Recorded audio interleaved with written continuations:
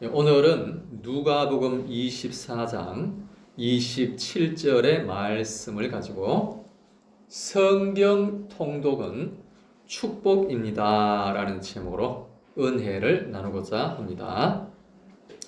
성경을 읽지 않는 사람들에게 왜 성경을 읽지 않는지 물어보면 이렇게 이야기들을 합니다. 제가 자꾸 미루게 됩니다. 읽을 시간이 없어요.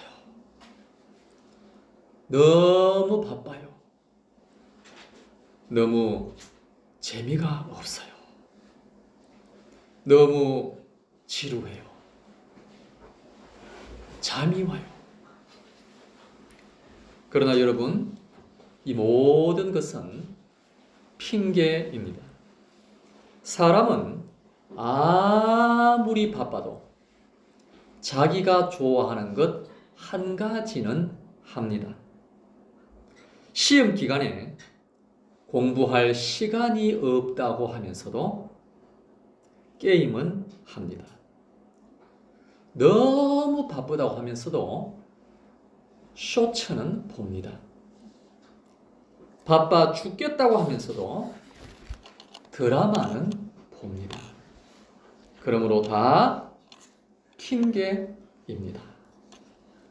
첫째, 성경 읽기를 가로막는 장벽이 있습니다. 장벽 첫 번째는 성경 읽기를 종교적인 의무로 여기는 태도 때문입니다. 사실 성경이 어렵기는 어렵지만 못 읽을 정도는 아닙니다. 우리가 보는 성경은 히브리어로 원래 되어 있었고 신약 성경은 헬라어로 기록되어 있었습니다. 그런데 이것을 한글로 번역을 했습니다.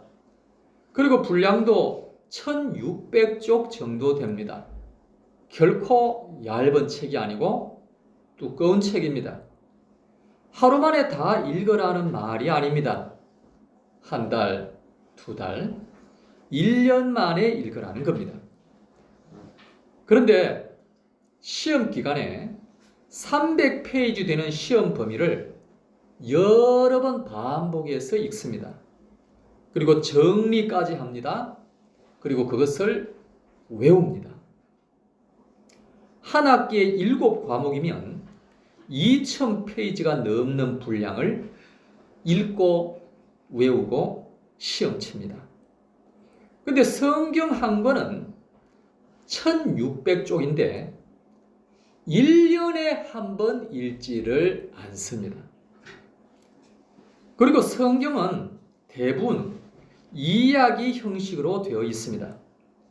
수학이나 과학이나 전문 용어로 되어 있는 것도 아닙니다. 그러므로 성경이 전자공학보다 특별히 더 어렵다고 말할 수도 없습니다. 그런데도 읽지 않는 이유는 성경 읽기를 의무로 생각하기 때문입니다. 의무라고 하니까 더 읽기가 싫어지는 것이죠. 마치 국방의 의무라고 하니까 군대에 더 가기 싫은 것과 마찬가지입니다. 장벽 두 번째, 하나님과 멀어진 관계 때문입니다. 하나님과 관계가 멀어지면 당연히 하나님이 말씀하신 것에 대하여 멀리하게 됩니다. 성경은 하나님의 사랑의 편지이지요. 그래서 하나님과 관계가 좋으면 자꾸 성경을 펼치게 되는 겁니다. 여러분 어떻습니까? 요즘 하나님과 관계가 좋으십니까? 몇 년 전에 트럼프 미국 대통령이 북한의 김정은에게로부터 친서를 받았다면서 자랑하는 모습을 뉴스에서 여러 번 보았습니다. 물론 정치적인 액션이지요. 그만큼 친서라는 것은 서로 간의 관계가 좋다라는 것을 표현하는 것입니다. 사랑하는 여러분, 우리는 하나님께로부터 친서를 받았습니다. 그런데 그 친서를 펴지도 않으면 어떻게 되겠습니까? 하나님께서 매우 마음 아파하시겠죠. 장벽 세 번째, 변화를 두려워하는 마음입니다. 대제사장들과 서기관들과 바리새인들은 예수님이 전하신 구약의 말씀이 매우 껄끄러웠습니다. 예수님의 말씀을 받아들이려면 자신이 변화되어야 했기 때문에 싫어했던 것이죠. 자기 자신을 죄인으로 인정을 해야만 합니다. 그리고 회개를 해야 합니다. 이런 변화를 죽기보다 싫어한 것이지요. 그래서 예수님을 십자가에 못 박아 죽여버렸습니다. 스데반이 흩어져 있던 디아스포라 유대인들에게 복음을 전했을 때 그들도 회개를 하기 싫었습니다.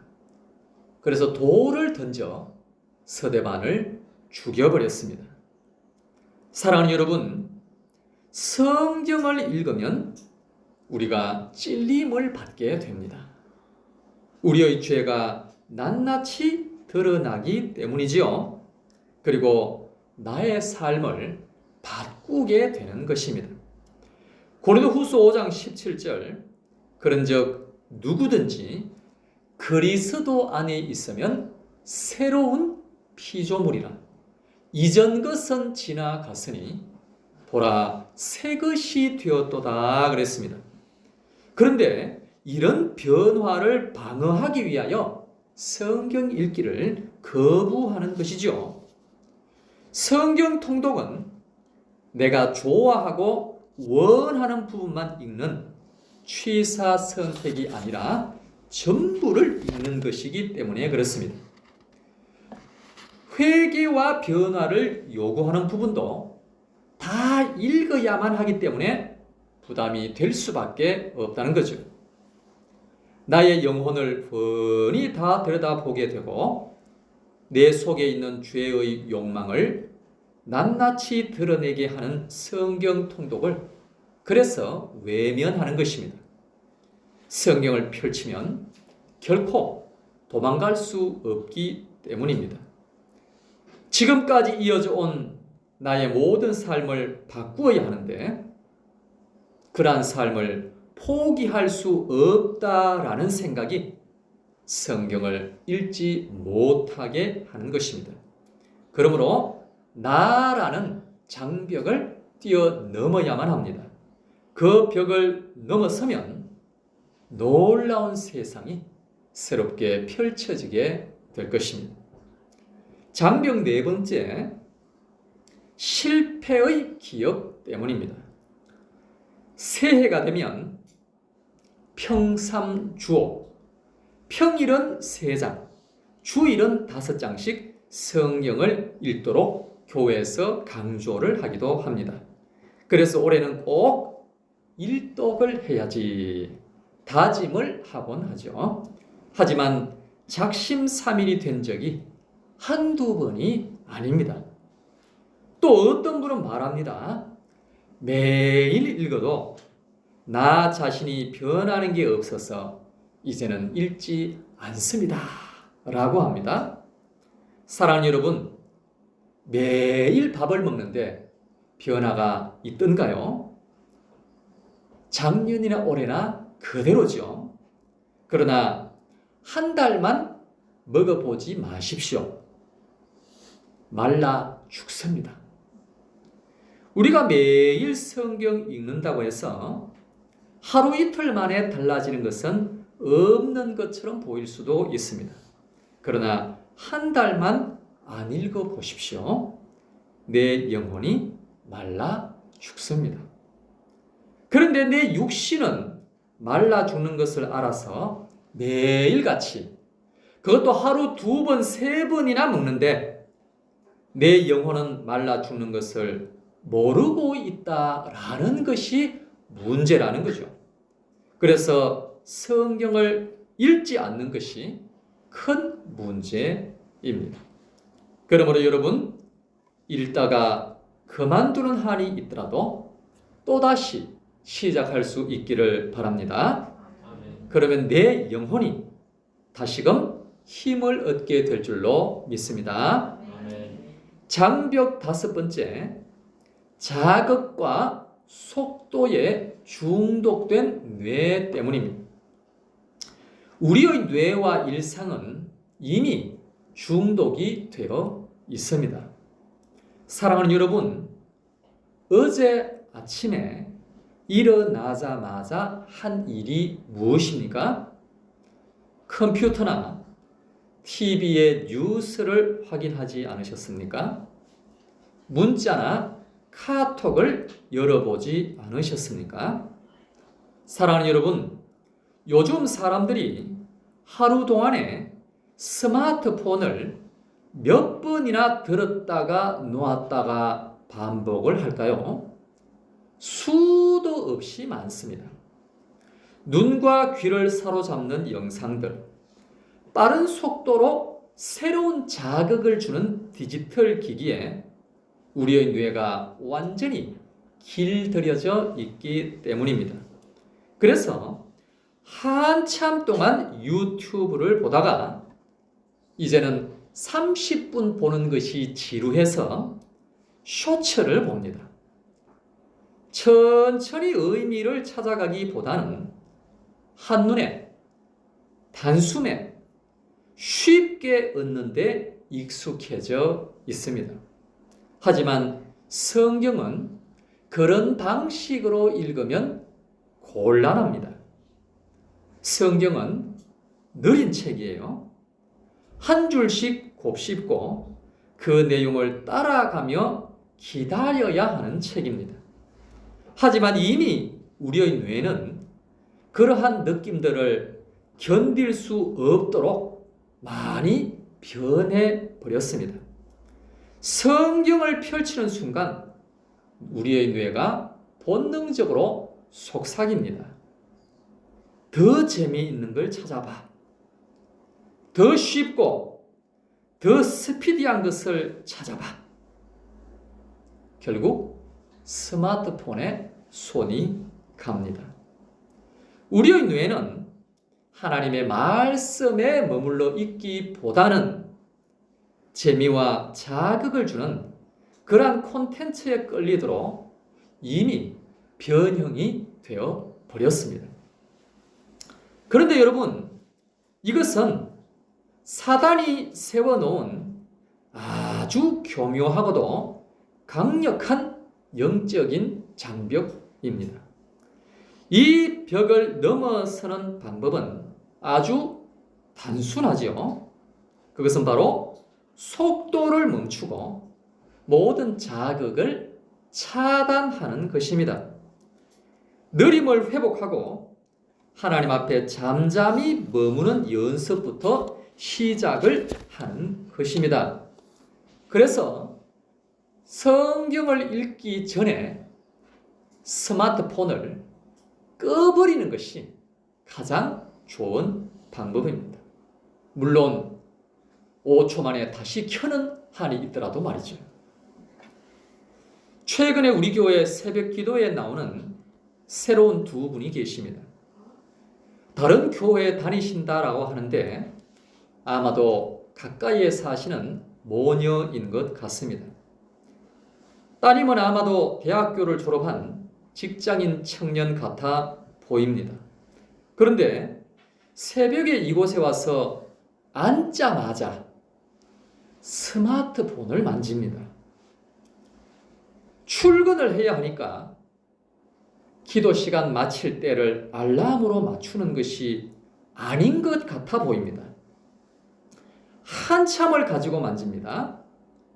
여러분, 놀랍지 않습니까? 이 자매님이 폰을 만진다라는 것이 놀라운 것이 아니라 일어나기 힘든 그 새벽 시간에도 이렇게 나온다는 그 자체가 놀랍지 않습니까? 물론 엄마의 강압에 의해 나왔을지도 모릅니다만 보니까 엄마의 강압에 나올 수 있는 그런 분은 아닌 것 같아 보입니다. 그만큼 스마트폰과 디지털 기기가 우리를 지배하고 있다라는 의미이죠. 그러므로 우리는 이러한 자극적인 것을 내려놓고 오히려 느림의 세계로 들어가야 합니다.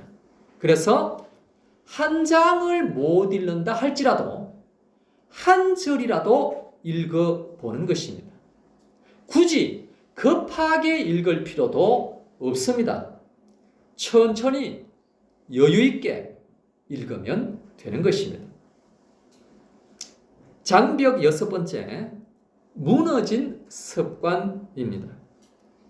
성경을 읽지 않는 이유는 너무 오랫동안 읽지 않다 보니까 이제는 안 읽게 된 것이죠. 이것은 마치 너무 오랫동안 사용하지 않은 배터리와 같은 것입니다. 만약 배터리를 사서 10년 동안 사용하지 않고 그대로 둔다면 그 배터리는 방전이 되어서 사용할 수가 없습니다. 성경을 읽지 않는 성도도 그렇습니다. 너무 오랫동안 성경을 읽지 않다 보니까 영적인 방전이 온 것입니다. 그래서 이제는 읽을 힘조차도 잃어버린 것이죠.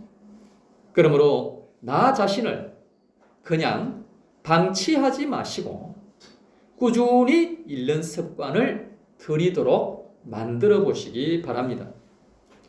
예수님도 좋은 습관을 가지고 계셨습니다. 누가복음 22장 39절, 예수께서 나가사 습관을 따라 감람산에 가시매 제자들도 따라갔더니 그곳에 이르러 그들에게 이르시되 유혹에 빠지지 않게 기도하라 하시고 그들을 떠나 돌 던질 만큼 가서 무릎을 꿇고 기도하여 그랬습니다. 넘겨주시죠. 예수님께서는 감람산에서 기도하는 습관을 가지고 계셨습니다. 그러므로 우리도 새벽에 습관을 따라 기도하는 것이 큰 유익입니다.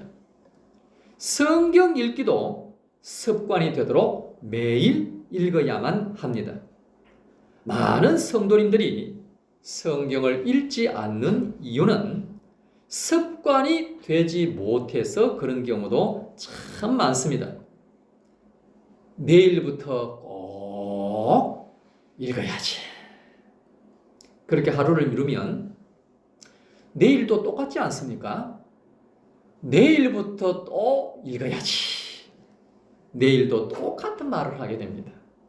그러나 오늘 읽으면 내일도 읽게 되는 것이죠. 미루는 것도 미루지 않는 것도 그 사람의 습관이기 때문에 그렇습니다. 그러므로 지금 읽을 때 읽는 것이 습관이 될 수 있는 것입니다. 그리고 시간과 장소도 정해 두는 것이 좋은 습관에 도움이 됩니다. 오늘 첫 수업 시간이 몇 시에 몇 호인지 정해졌기 때문에 월요일 9시에 그 수업이 종합강의동에 있다 할지라도 내가 버스를 타고 지하철을 타고 일찍 일어나서 9시에 종합강의동으로 가게 되어 있습니다. 내 근무가 9시에 회사 어디로 정해졌기 때문에 8시 45분까지는 내가 거기로 가서 일할 준비를 하게 되는 것입니다. 이처럼 오늘 몇 시에 도서관에서 성경을 읽는다라고 시간표에 정해 놓으면 그 시간에 도서관에 가서 성경을 읽게 되는 것입니다. 일주일 성경 통독 시간표와 장소를 정해놓고 수업 시간표와 함께 사용하면 수업 시간에 강의동에 가는 것처럼 성경 읽기 시간에 도서관에 가게 되는 것입니다. 이러한 습관은 순간의 감동이 아닌 꾸준한 행동이기 때문에 이렇게 하는 것이 중요하다라는 것입니다. 자, 이제 두 번째, 생명력이 넘치는 성경 말씀에 대해서 나누고자 합니다. 기네스 세계 기록에 의하면 세계 역사상 가장 많이 팔린 책은 성경책이고 세계 역사상 가장 많이 인쇄된 책도 성경책입니다. 동시에 가장 많이 버려진 책도 성경책입니다. 성경은 세계 3,500여 언어로 번역된 가장 많이 번역된 책입니다. 그래서 우리나라 성경도 번역된 성경이지요.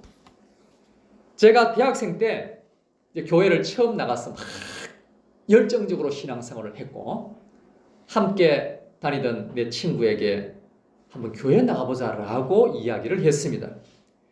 그랬더니 그 친구가 하는 말이 자기는 교회에 나가지는 않지만 자기 집에 성경책이 있다는 겁니다. 이야, 의외였습니다. 우리 집에는 성경책이 없었는데.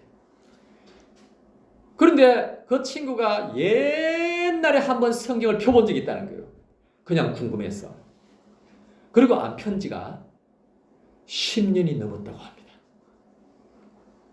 물론 교회 안 나가고 있는 친구입니다. 사랑하는 여러분, 성경은 이 종이에 적힌 과거의 기록이 아닙니다. 지금 우리에게 말씀하시는 하나님의 음성입니다.